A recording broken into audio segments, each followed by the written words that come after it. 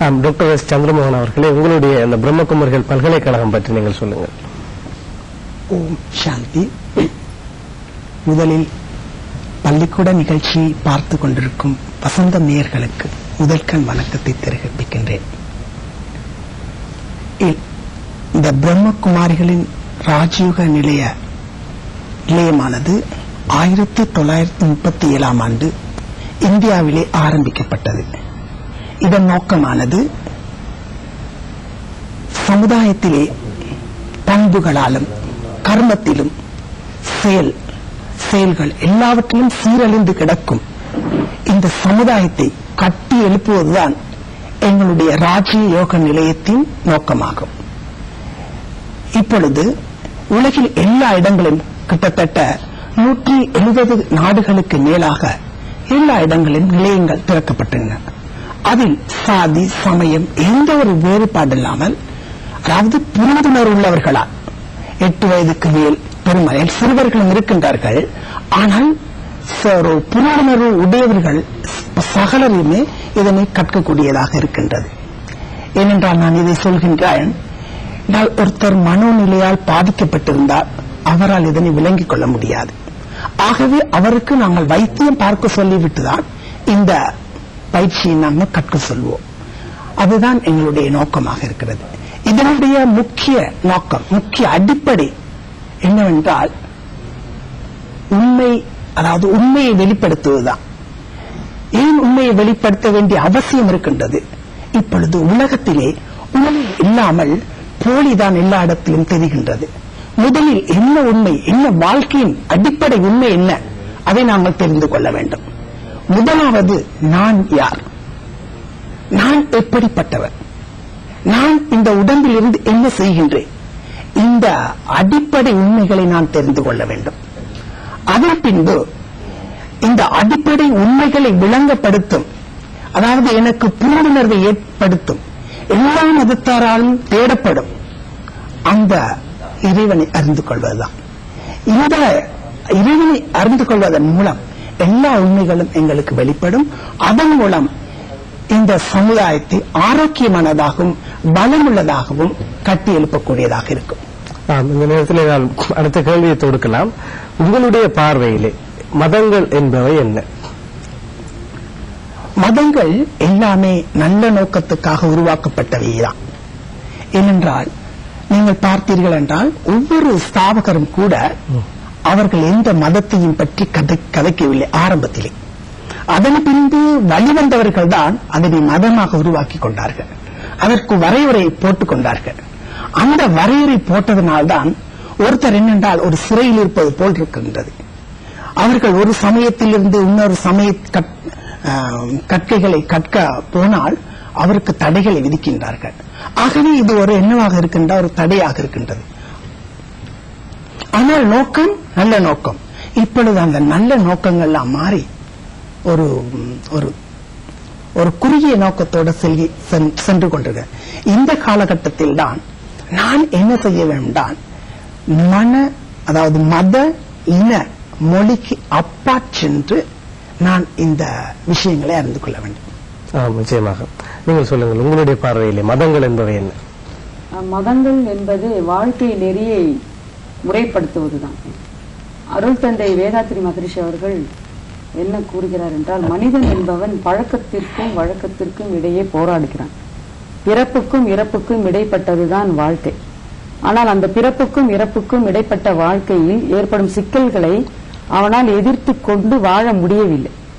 ஆதலால் ஏற்கனவே அந்த சிக்கல்களை எதிர்த்து போராடி வாழ்ந்த மனிதர்கள் ஆங்காங்கே வாழ்ந்திருக்கிறார்கள்.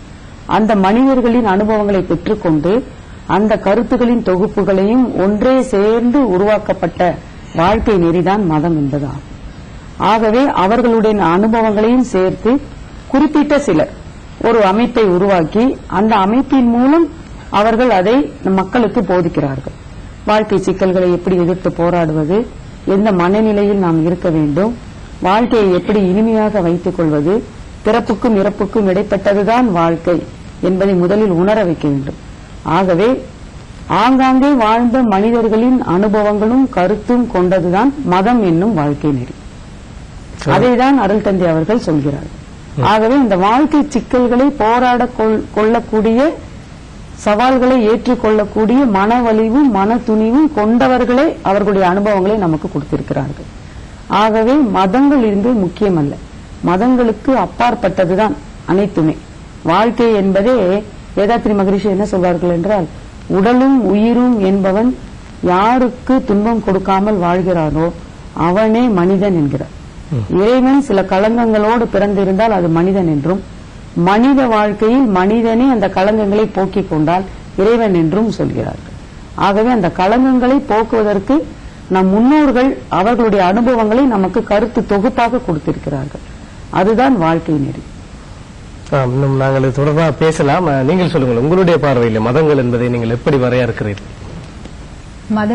மதங்கள் என்றும் போது அவர்களில் 3 நிலைகள் இருக்குது. ஒன்று ஒவ்வொரு மதத்திற்கும் ஒரு அடையாளம் கொடுக்கிறார்கள். இன்னொன்று பாத்தீங்கன்னா அதுல நடக்கிற பயிற்சிகள், அனுஷ்டானங்கள். இன்னொன்று வேல்யூஸ். நாங்கள் ஆனா என்ன செய்யறோம் என்று சொன்னால், மதங்கள்ல அந்த பயிற்சி சிம்பல் அடையாளத்துக்கும் பயிற்சிக்கும் தான் முக்கியத்துவம் கொடுக்கிறோமே ஒழிய அந்த வேல்யூஸை விட்டுறோம். அப்ப அந்த வேல்யூஸை விடுறதால என்ன நடக்குது? அதால ஒரு பயனும் இல்லை. நாங்கள் அந்த அனுஷ்டானத்தையும் சிம்பலையும் தான் பிடிச்சு வச்சுக்கொண்டு இருக்கிறோம். ஆனால் பாத்தீங்கன்னு சொன்னால், அதான் குருஜி ஸ்ரீ ஸ்ரீ ரவிசங்கர் சொல்லுவார் என்னன்னு சொன்னா, ஒரு தியானம், மற்றது ஒரு வாழ்க்கையில் சந்தோஷம், தியானம், அதுகள் மற்றது பிரார்த்தனை, அதெல்லாம் எங்களுக்குள்ளே இருக்கிற கடவுள் அன்பை அறிவதற்கு. அப்ப நாங்க என்ன செய்யறோம் என்று சொன்னால், இந்த பிரார்த்தனை, தியானம் எல்லாம் ஒரு ஆன்மீகம் சார்ந்தது. அப்ப அது இல்லாத சமயம் ஒரு காய்ந்த தோலை போல். அவர் சொல்றாரு என்னன்னு சொன்னா, ஒரு வாழைப்பழம் எடுத்தீங்கன்னா வாழைப்பழம் ஆன்மீகம், தோல் சமயம். ஆனா நாங்க என்ன செய்யறோம்னு சொன்னா, அந்த தோலைத்தான் பிடித்துக் கொள்ற மொழிய வாழைப்பழத்தை விட்டுறோம், ஆன்மீகத்தை விட்டுறோம். அப்ப கட்டாயம் ஒருத்தர் சந்தோஷமாக அமைதியாக எல்லாம் இருக்கிறதுக்கு தேவை இந்த ஆன்மீகம். சமயங்களில் உள்ள எங்களோட அனுஷ்டானங்கள், மற்ற சடங்குகள், அதுகள் எல்லாம் பின்பற்ற வேண்டிய ஒன்றுதான். ஆனால் அதையே நாங்கள் தாங்கி பிடித்துக் கொண்டில்லாமல் அதுக்கு மேல் ஆன்மீகத்தை அடைய வேணும். ஆன்மீகம் தான் எங்களுக்கு எங்களுக்கு ஒரு நல்ல வாழ்க்கையை, ஒரு அமைதியான வாழ்க்கையை, ஒரு சந்தோஷமான வாழ்க்கையை, ஆரோக்கியமான வாழ்க்கையை கொடுப்பதற்கு ஏற்றது ஆன்மீகம். நிச்சயமாக இந்த மதங்களை கடந்த ஆன்மீகம் என்பது பற்றித்தான் நாங்கள் இன்று பேசிக் கொண்டிருக்கின்றோம். இன்னும் விரிவாக பல்வேறுபட்ட விடயங்கள் தொடர்பாக நாங்கள் பேச இருக்கின்றோம். ஒரு சிறிய விளம்பர இடைவேளை எடுத்துக் கொள்கின்றோம். விளம்பர இடைவேளையின் பின்னர் பேசலாம். அந்த விளம்பர இடைவேளைக்கு பிறகு நாங்கள் உங்களையும் நேரடியாக இணைத்துக் கொள்ள இருக்கின்றோம். 0112774422 0112774423 என்கின்ற 2 தொலைபேசி இலக்கங்கள் வாயிலாக உங்களுடைய கனதியான கேள்விகளையோ காத்திரமான கருத்துக்களையோ நாங்கள் எதிர்பார்க்கின்றோம். மதங்களை கடந்த ஆன்மீகம் என்பதுதான் இன்று நாங்கள் பேசிக் கொண்டிருக்கின்ற விடயம். சிறிய இடைவேளைக்கு பிறகு மீண்டும் சந்திப்போம்.